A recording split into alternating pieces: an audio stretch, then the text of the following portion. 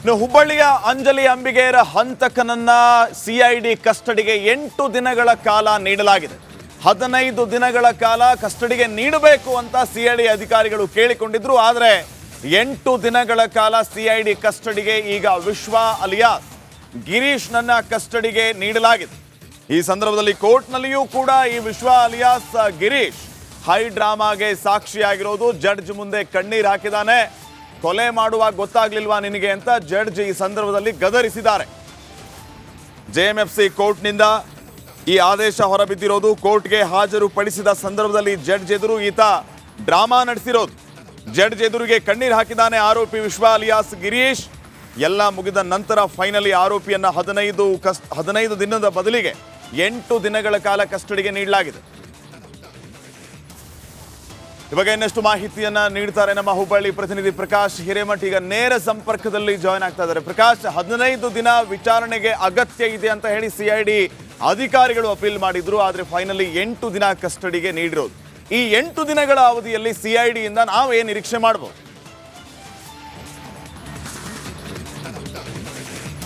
S Shripad Patil, ಏನಂದರೆ ಅಂಜಲಿ ಹತ್ಯೆ ಪ್ರಕರಣದ ತನಿಖೆ ಸಾಕಷ್ಟು ಚುರುಕುಗೊಂಡಿರ್ತಕ್ಕಂಥದ್ದು. ನಿನ್ನೆ ತಮ್ಮ ಸುಪರ್ದಿಗೆ ಏನು ಸಿಐಡಿ ಅಧಿಕಾರಿಗಳು ಆರೋಪಿ ಗಿರೀಶ್ನನ್ನು ತೆಗೆದುಕೊಂಡ ನಂತರ ಸಾಕಷ್ಟು ಸುದೀರ್ಘವಾಗಿ ಒಂದು ತನಿಖೆಯನ್ನು ವಿಚಾರಣೆಯನ್ನು ಮಾಡ್ತಾ ಇರುವಂಥದ್ದು. ಇವತ್ತು ಏನು 1ನೇ ಜೆಎಂಎಫ್ಸಿ ನ್ಯಾಯಾಲಯಕ್ಕೆ ಆರೋಪಿ ಹಂತಕ ಗಿರೀಶ್ನನ್ನು ಹಾಜರುಪಡಿಸಿದ ನಂತರ 15 ದಿನಗಳ ಕಾಲ ತಮ್ಮ ಕಸ್ಟಡಿಗೆ ತೆಗೆದುಕೊಳ್ಳುವಂಥ ನಿಟ್ಟಿನಲ್ಲಿ ಒಂದು ಮನವಿಯನ್ನು ಮಾಡಿದರು. ಈ ನಿಟ್ಟಿನಲ್ಲಿ 1ನೇ ಜೆಎಂಎಫ್ಸಿ ನ್ಯಾಯಾಲಯ 8 ದಿನಗಳ ಕಾಲ ಆರೋಪಿಯನ್ನು ಸಿಐಡಿ ಏನು ಅಧಿಕಾರಿಗಳಿಗೆ ಏನು ವಶಕ್ಕೆ ಕೊಟ್ಟಿರ್ತಕ್ಕಂಥದ್ದು. ಒಂದು ಕಡೆ ಈಗಾಗಲೇ ನಿನ್ನೆಯಿಂದನೂ ಕೂಡ ಸಾಕಷ್ಟು ಸುದೀರ್ಘವಾಗಿ ಅಂದರೆ ಕೊಲೆ ಹಿಂದಿನ ರಹಸ್ಯ ಏನು ಅಂತಕ್ಕಂಥದ್ರ ಕುರಿತು ನಡಿ ಈಗ ಶುರು ಮಾಡೋಣ.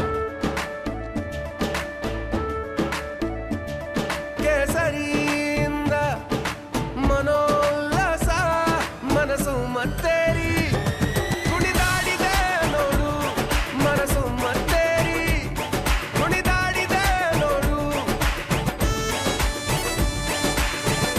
ಕ್ಷಣ ಕ್ಷಣವೂ ಆಚರಿಸಿ ಕೇಸರಿ ಹಬ್ಬ. ವಿಮಲ್ ಬಾಯಲ್ಲಿ ಹೇಳಿ ಕೇಸರಿ. ಸಾಕಷ್ಟು ಒಂದು ಸುದೀರ್ಘವಾಗಿ ಆರೋಪಿಯನ್ನು ವಿಚಾರಣೆ ಮಾಡಿರ್ತಕ್ಕಂಥದ್ದು. ಇದರ ಜೊತೆಗೆ ಈಗಾಗಲೇ 8 ದಿನಗಳ ಕಾಲ ಏನು ತಮ್ಮ ಕಸ್ಟಡಿಗೆ ಸಿಐಡಿ ಅಧಿಕಾರಿಗಳು ತೆಗೆದುಕೊಂಡಿದ್ದಾರೆ. ವಿವಿಧ ಆಯಾಮಗಳಲ್ಲಿ ಈ ಒಂದು ಕೊಲೆ ಪ್ರಕರಣಕ್ಕೆ ಸಂಬಂಧಪಟ್ಟಂತೆ ಗಿರೀಶ್ ಆರೋಪಿ ಇರ್ಬೋದು, ಅದೇ ರೀತಿ ಅವರ ಸಂಬಂಧಿಗಳಿರ್ಬೋದು, ಅವರ ಸ್ನೇಹಿತರಿರ್ಬೋದು, ಪ್ರಮುಖವಾಗಿ ಈ ಕೊಲೆ ಪ್ರಕರಣದಲ್ಲಿ ಯಾರೆಲ್ಲ ಭಾಗಿಯಾಗಿದ್ದರು, ಯಾರೆಲ್ಲ ಕುಮ್ಮಕ್ಕನ್ನು ಕೊಟ್ಟಿದ್ರು ಅಂತಕ್ಕಂಥ ವಿಚಾರವಾಗಿ ಸಾಕಷ್ಟು ಒಂದು ವಿವಿಧ ಆಯಾಮಗಳಲ್ಲಿ ಸಿಐಡಿ ಅಧಿಕಾರಿಗಳು ಏನು ವಿಚಾರಣೆಯನ್ನು ಮಾಡುವಂಥ ದೃಷ್ಟಿಯಲ್ಲಿ 8 ದಿನಗಳ ಕಾಲ ಈಗಾಗಲೇ ಆತನನ್ನು ತಮ್ಮ ಕಸ್ಟಡಿಗೆ ತೆಗೆದುಕೊಂಡಿರ್ತಕ್ಕಂಥದ್ದು.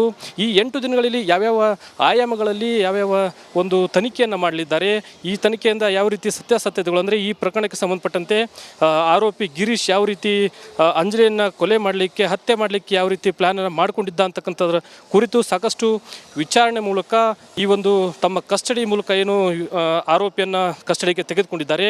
ಈ 8 ದಿನಗಳಲ್ಲಿ ಸಿಐಡಿ ಅಧಿಕಾರಿಗಳು ಆತನಿಂದ ಸಾಕಷ್ಟು ವಿಷಯಗಳನ್ನು ಸತ್ಯಾಸತ್ಯತೆಗಳನ್ನು ಬಾಯಬಿಡಿಸುವಂಥ ಒಂದು ಸಾಧ್ಯತೆಗಳು ಇರುವಂಥದ್ದು. ಶ್ರೀಪಾದ್ ಪಾಟೀಲ್, ಥ್ಯಾಂಕ್ ಯು ಮಾಹಿತಿಗಾಗಿ ಪ್ರಕಾಶ್.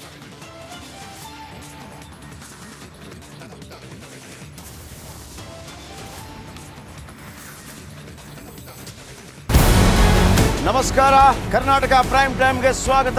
ನಾನು ಜಯಪ್ರಕಾಶ್ ಶೆಟ್ಟಿ. ಇಡೀ ಕರ್ನಾಡು ಇವತ್ತು ರೆಬೆಲ್ ಆಗಿ ನಿಂತಿದೆ. ಈ ಹಗರಣಗಳನ್ನು ಸದನದಲ್ಲಿ ಪ್ರಸ್ತಾಪ ಮಾಡಲು ಕೂಡ ಕಾಂಗ್ರೆಸ್ ಹಿಂದೇಟು ಹಾಕಿದ್ದೇಕೆ? ನಿಮ್ಗೆ ಸಂಬಳ ಅದಕ್ಕೆ, ನಿಮಗೆ ವಾಹನ ಅದಕ್ಕೆ, ನಿಮಗೆ ವೆಪನ್ ಅದಕ್ಕೆ, ನೀವು ಅದನ್ನು ಸೆರೆ ಹಿಡಿಬೇಕಾಗಿತ್ತು. ನೀವು ವಿದ್ಯುತ್ ಬರ ಇದೆ ಅಂತ ಹೇಳ್ತಾ ಇದ್ದೀರಿ. ಎಲ್ಲಿ ಬರ ಇದೆ ನೀವು ಹೇಳಬೇಕು. ಪಾಕಿಸ್ತಾನ್ ಆಕ್ಯುಪೈಡ್ ಕಾಶ್ಮೀರ್ ಅದು ಎಂದೆಂದಿಗೂ ನಮ್ಮದು. 40 ಮೆಷಿನ್ಗಳು ತಂದಿತ್ತು ನೋಟ್ ಎಣಿಸುವುದಕ್ಕೆ, ಅದೇ ಹಾಳಾಯಿತು. ಮಥುರಾದ ಗಲಾಟೆ ಇದೆಯಲ್ಲ, ಅದು ಸ್ಥಳೀಯವಾಗಿ ಕೂತು ಪರಿಹರಿಸಬಹುದಾದಂಥ ಕಾನೂನಿದೆ. ಗ್ಯಾರಂಟಿ ಯೋಜನೆಯಿಂದ ನಷ್ಟ ಆಗಿದೆ, ಲಾಭ ಆಗಿದೆ, ದಯವಿಟ್ಟು ಹೇಳಿ. Dawood Ibrahim most wanted criminal ಯಾವಾಗಾದ ಅಂದರೆ ಇಲ್ಲಿ ತನಕ ಭಾರತ ದೇಶದಲ್ಲಿ ಓರ್ವ ದಲಿತ ಪ್ರಧಾನಿಯಾದಂಥ ಇತಿಹಾಸವೇ ಇಲ್ಲ. ರಿಪಬ್ಲಿಕ್ ವರ್ಲ್ಡ್ ಆಪ್ ಇದು ಕೇವಲ ಅಪ್ಲಿಕೇಶನ್ ಅಲ್ಲ, ಸಮಗ್ರ ಸುದ್ದಿಗಳ ಸಂಪರ್ಕ ಮಾರ್ಗಕ್ಕೆ ಕ್ರಾಂತಿಕಾರಿ ಬದಲಾವಣೆ. ರಿಪಬ್ಲಿಕ್ ವರ್ಲ್ಡ್ ಆಪ್ ಕೇವಲ ಸುದ್ದಿ ಅಪ್ಲಿಕೇಶನ್ ಅನ್ನ ಪರಿಚಯ ಮಾಡ್ತಾ ಇಲ್ಲ, ಬದಲಾಗಿ ಡಿಜಿಟಲ್ ಸುದ್ದಿ ಬಳಕೆಯ ಹೊಸ ಯುಗಕ್ಕೆ ನಾಂದಿ ಹಾಡ್ತಾ ಇದೆ. ಇದೊಂದು ಬ್ರೇಕಿಂಗ್ ನ್ಯೂಸ್, ಪ್ರಭಾವಶಾಲಿ ಕಾರ್ಯಕ್ರಮಗಳಿಗೆ ಗಟ್ಟಿಯಾದ ವೇದಿಕೆ. ರಿಪಬ್ಲಿಕ್ ವರ್ಡ್ ಅಪ್ಲಿಕೇಶನ್ ಈಗ ಲೈವ್ ಆಗಿದೆ. ಗೂಗಲ್ ಪ್ಲೇ ಸ್ಟೋರ್ ಮತ್ತು ಆಪಲ್ ಆಪ್ ಸ್ಟೋರ್ ಎರಡರಲ್ಲೂ ಲಭ್ಯವಿದೆ. ಈಗಲೇ ಡೌನ್ಲೋಡ್ ಮಾಡಿ.